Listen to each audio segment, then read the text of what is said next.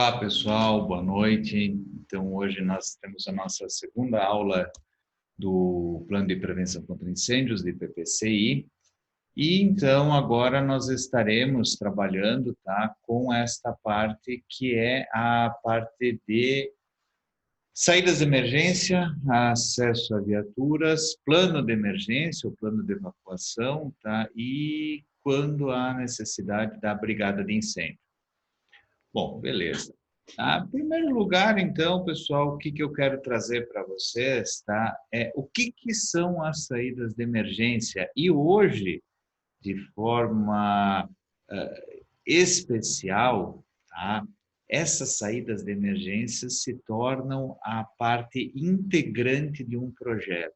Entendam o seguinte, devido à nossa necessidade de elaborarmos deste caminho, acondicionarmos essas questões de portas, o tamanho dessas portas, nós podemos inviabilizar a estética arquitetônica de um prédio. Então, isso é muito importante que a gente saiba que hoje este é um dos principais empecilhos, visto que estas saídas de emergência são o que mais impactam dentro da estrutura do prédio. Pois, se eu tenho que colocar uma porta maior, eu já tenho que prever um corredor maior, isso tudo vai afetar até as unidades.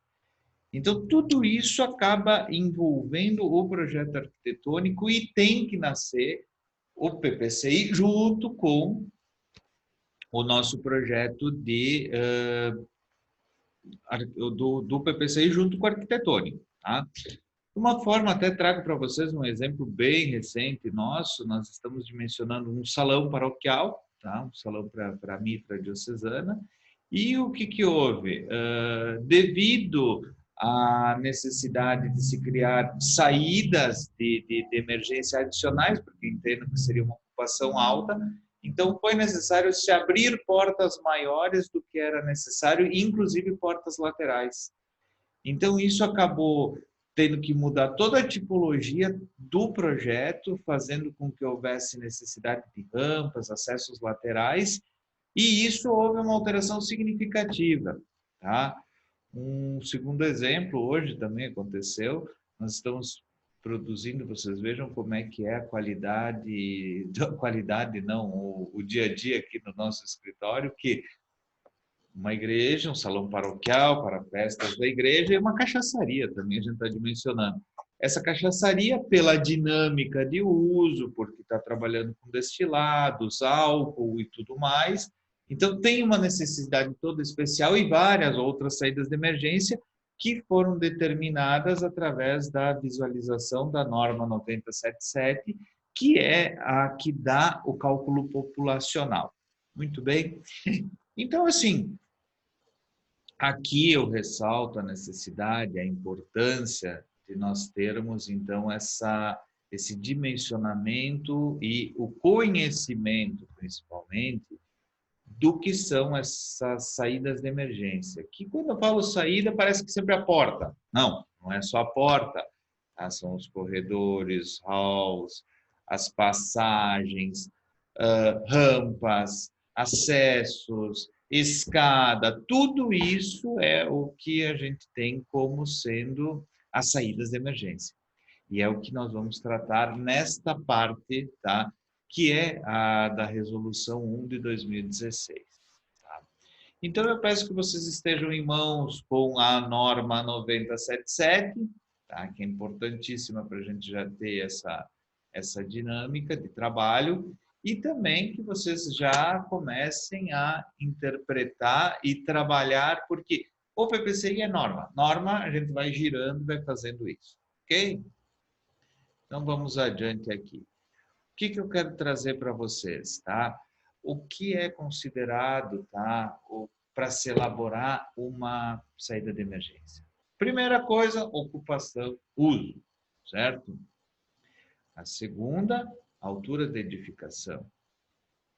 Porque vocês lembram, ocupação, uso, bom, como eu falei da cachaçaria, mitra, depois eu vou pular adiante.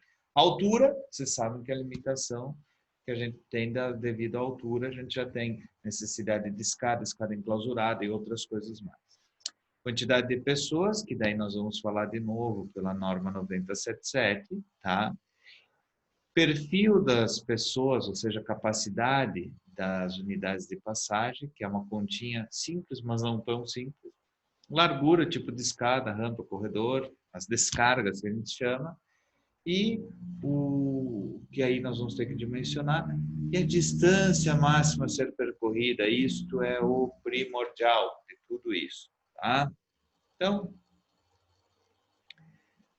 o que a gente tem, tá? Quando a saída de emergência, a gente tem que, primeiro, tá? A gente tem que prever dentro do nosso projeto todas as rotas de saída horizontal, certo? As verticais serão através das escadas e serão depois, tá? E os espaços das portas, ou seja, a gente não pode ter, no caso, uma porta que seja, no caso, tu tem uma rota de fuga, um corredor gigantesco e a rota que afina. Então, nós temos que também ter essa prevista. Temos que prever as descargas, os rampas, acessos, elevadores de emergência, tudo isso, então, são os componentes. Tá? Quando a gente está falando disso, primeira coisa que vem, barra de pânico, né? Que todo mundo vê ali, até a gente pode olhar quando as coisas retornarem, a gente vê ali na faculdade, mas é que as rotas, onde tem as barras antipânico, as portas corta-fogo e os corredores propriamente dito, tá? Bom, sem mais delongas, eu queria trazer para vocês as larguras das saídas de emergência, que é determinada, então, pela fórmula, certo? Que é N, tá? No caso aqui, N, que é o número de pessoas, tá? Número de unidades de passagem, perdão, tá? O P, que é a população, que nós vamos puxar da norma, e aqui é o C, que é a capacidade de cada unidade de passagem, que é a tabela 1.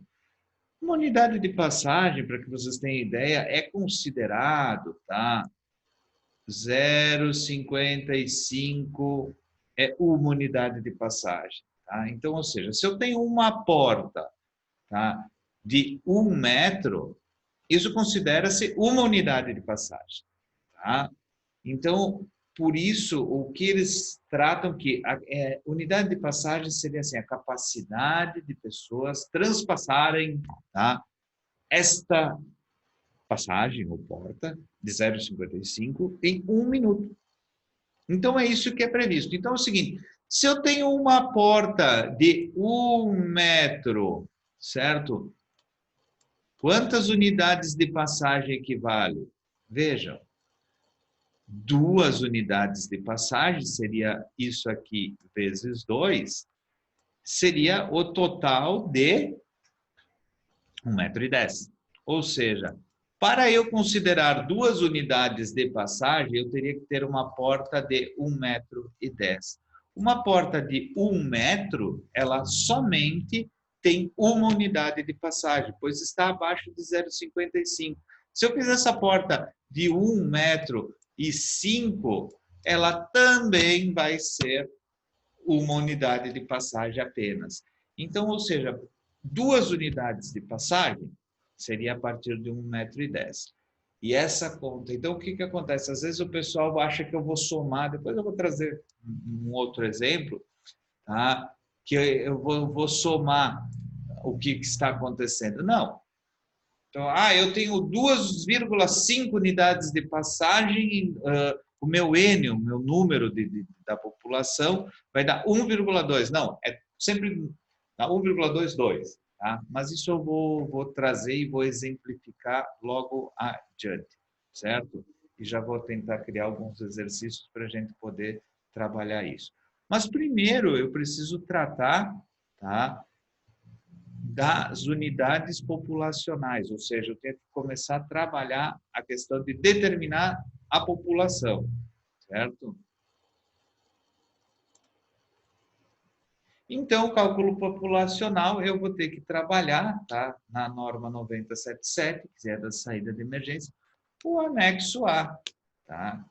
Que é o nosso velho de guerra aqui, eu estou até olhando ele a mesma tabela, onde nós vamos ter todos os dados de dimensionamento. Então, eu vou encerrar por aqui e vou tratar específico agora do cálculo populacional.